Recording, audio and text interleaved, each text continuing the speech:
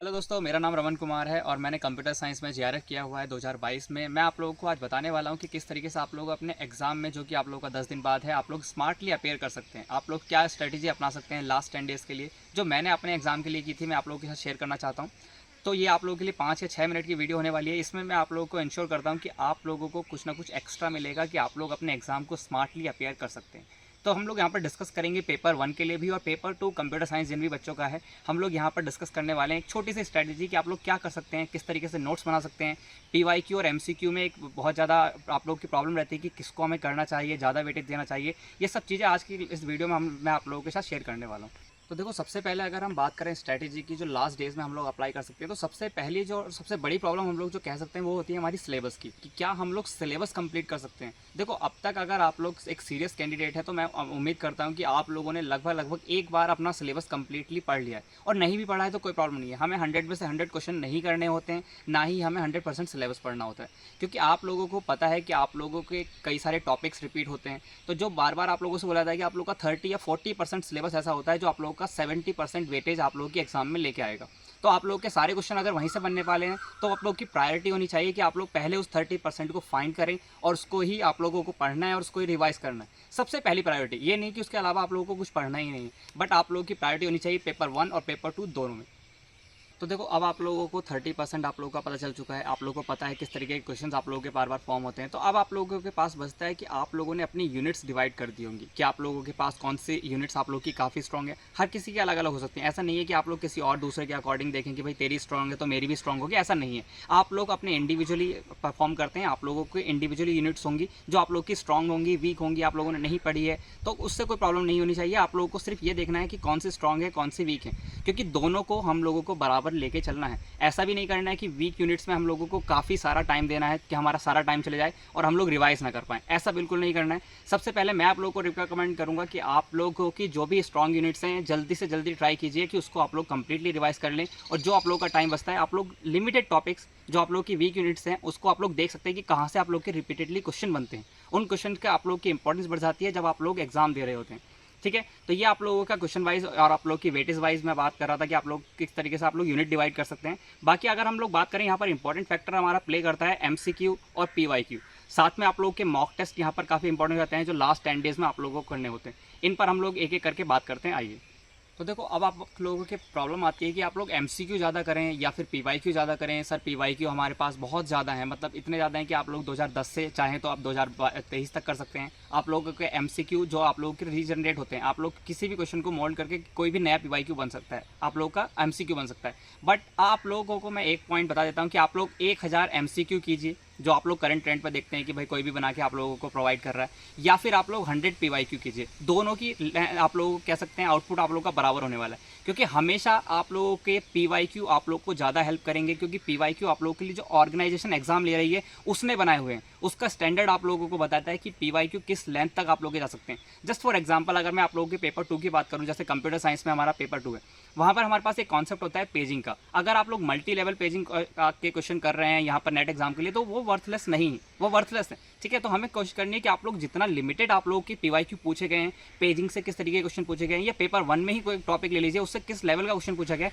हमें वहाँ तक ही प्रैक्टिस करनी है। इसलिए आप लोगों के लिए पीवाईक्यू ज़्यादा इंपॉर्टेंट होंगे। लास्ट 10 डेज में आप लोगों को पीवाईक्यूज पर ज़्यादा फोकस करना चाहिए। मेरे अकॉर्डिंग मैं आप लोगों को ये सलाह करूँगा कि आप लोग प्लीज़ पीवाईक्यू पर ज़्यादा ध्यान दीजिए।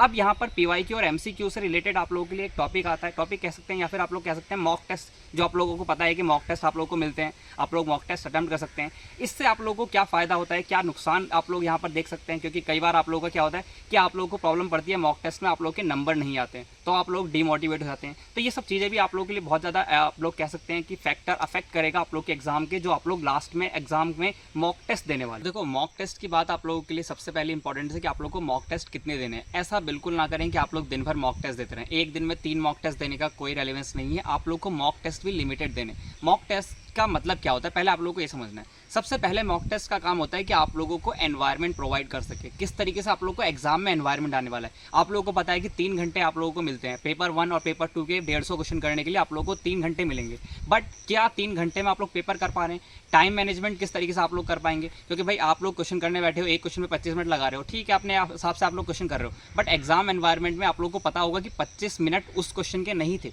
आप लोगों को 2 मिनट एवरेजली एक क्वेश्चन को देने हैं। एवरेजली हो सकता है कोई क्वेश्चन 10 सेकंड में हो जाए, कोई क्वेश्चन 5 मिनट में हो, बट आप लोगों का एवरेज जो है वो 2 मिनट या 1.5 मिनट आप लोगों का आ सकता है। तो यहाँ पर आप लोगों को टाइम मैनेजमेंट के लिए मॉक टेस्ट देना बहुत ज़रूरी है। आप लोग एक मॉक टेस्ट दीजिए, ठीक है। अब उस मॉक टेस्ट के देने का मतलब ये नहीं कि आप लोगों के भाई कुछ मार्क्स आए और आप लोग लेके बैठ गए। हो सकता है किसी के भाई बहुत ज़्यादा आ गए, 300 में से 250 आ गए, वो खुश।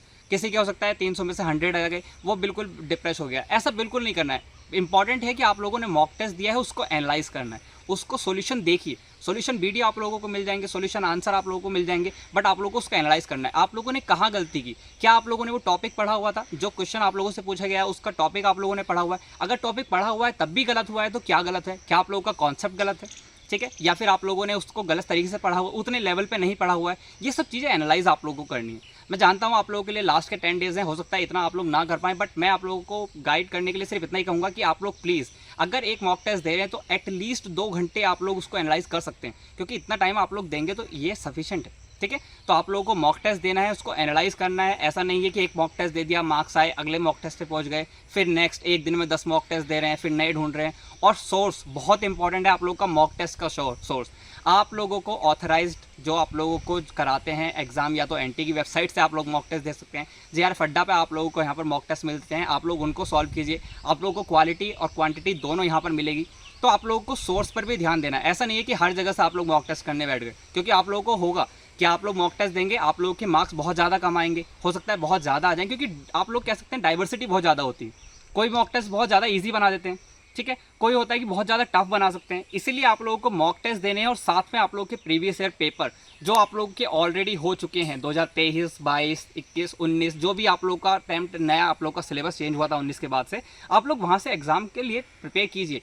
पुराने आप लोग पेपर भी दीजिए, अपने सब्जेक्ट के आप लोग पेपर दे सकते हैं, कंप्लीट पेपर 1 और पेपर 2 दे सकते हैं, और साथ में आप लोग मॉक टेस्ट दीजिए, ठीक है। तो ये आप लोग के लिए मॉक टेस्ट की। अब सबसे इंपॉर्टेंट जो मुझे लगता है, मैं अपनी जर्नी में बता सकता हूँ कि लास्ट के 10 डेज़ में सबसे ज़्यादा हेल्पफुल किए थे, और इवन मैं कह सकता हूँ कि आज भी मुझे वो हेल्प करते हैं, वो होते हैं रिवीजन नोट्स।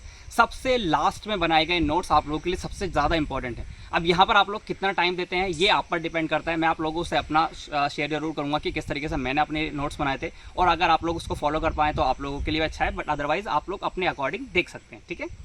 देखो, अब सबसे इम्पॉर्टेंट फेज़ जो अभी तक हम लोगों ने बात की है, 5 या 6 मिनट जो भी आप लोगों के यहाँ पर बात की है, उसमें सबसे इम्पॉर्टेंट फेज़ आप लोगों का आने वाला है नोट्स का। कितना आप लोग लिखेंगे लास्ट के 10 डेज़ में, वो आप लोग का डिपेंड करेगा कि आप लोग कितना बाकी चीज़ों को टाइम दे पाते हैं। क्योंकि देखो, इंपॉर्टेंट है कि आप लोग लिखें, अगर लिखोगे नहीं तो चीज़ें ख़त्म।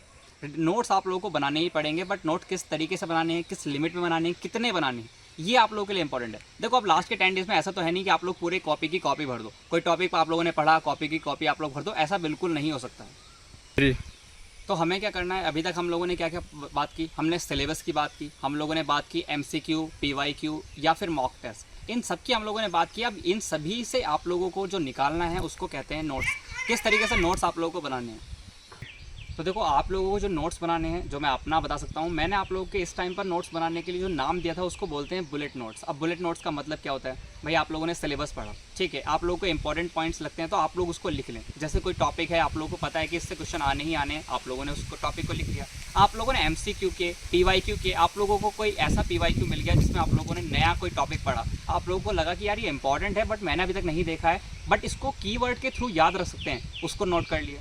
आप लोगों ने मॉक टेस्ट दिए, कोई नया क्वेश्चन निकल के आया जो आप लोगों ने पढ़ा हुआ था, कोई नई टर्म मिल गई, उसको नोट कर लिया। मतलब ऐसे टॉपिक्स, या कह सकते हैं आप लोगों के नाम आप लोगों के पास पेपर पर लिखे होने चाहिए, नोट्स के फॉर्मेट में, छोटे छोटे नोट्स, बुलेट नोट्स। एक वर्ड आप लोगों को चीज़ें याद आ जाएँ, एक वर्ड, एक लाइन जो आप लोगों को पूरी चीज़ें आप लोगों को रिकॉल कर दें। ऐसे नोट्स आप लोग इस समय पर बनाइए, आप लोग को काफ़ी हेल्प रहेगा, क्योंकि लास्ट टाइम में आप लोग उसको वन गो थ्रू एक बार में जाके आप लोग देख सकते हैं। कोई इसको लास्ट मिनट नोट्स भी बोल सकता है, तो आप लोग जिस भी नाम से इसको बोलिए, बट आप लोगों को करना क्या है कि आप लोगों को लिखना है, बट बहुत ही लिमिटेड वे में लिखना है। ऐसा नहीं कि बहुत ज़्यादा नोट्स बना रहे हैं, बहुत ज़्यादा लिख रहे हैं, बिल्कुल नहीं, ऐसी ये गलती ना कीजिए, क्योंकि आप लोगों का टाइम इस समय बहुत ज़्यादा इंपॉर्टेंट है।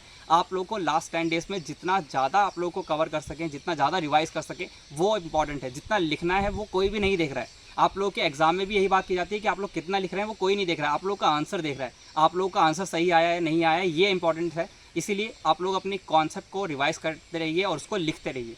तो लास्ट में आप लोगों की जो समरी निकलती है वो यही निकलती है कि आप लोगों को शॉर्ट नोट्स बनाने हैं, MCQ पर फोकस करना है बट PYQ ज़्यादा देखने हैं इन लास्ट 10 डेज़ में।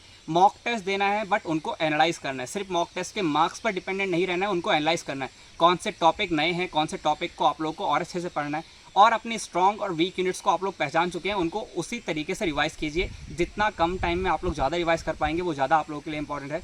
तो यही है, इसी के साथ मैं आप लोगों को वीडियो एंड करता हूँ और आप लोगों को सभी को गुड लक बोलता हूँ एग्ज़ाम के लिए, और उम्मीद करता हूँ कि ये 5 या 6 मिनट आप लोगों के लिए काफ़ी हेल्पफुल रहें और आप लोगों के एग्ज़ाम में आप लोगों की मदद करें। Thank you very much, keep subscribing.